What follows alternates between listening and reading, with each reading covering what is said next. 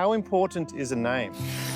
In 1920, the residents of Maui raised over 350 pounds for 18 feet of granite to remember the names of the men who didn't return.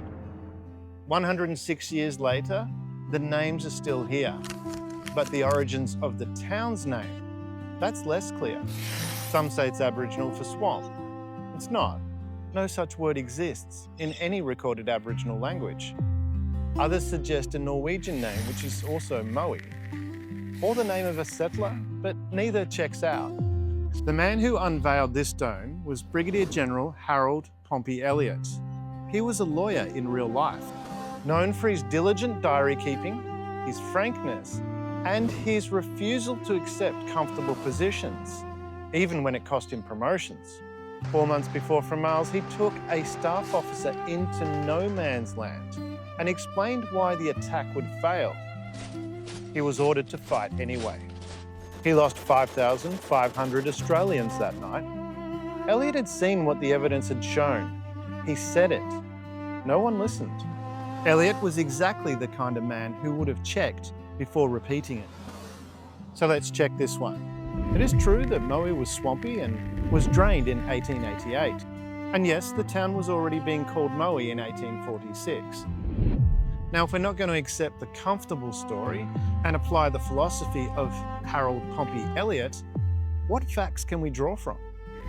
At the time, Maui was working class slang for a place worth mowing. And Maui was from the French mouli, meaning soaked. Also from the Old Norse, moor.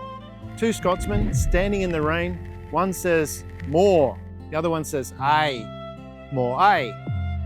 These describe blokes in moleskins, swearing in broad dialects while their boots disappear into Gippsland blue. The area was swampy. The earliest European settlers did use language that sounded like Maui to describe grassy swamps. So is a name important to remember? For a community that raised 350 pounds for 18 feet of granite, unveiled by a man who refused to accept comfortable stories, the answer is already given. But what about Maui? Joseph, Andrew, James, John, Paul?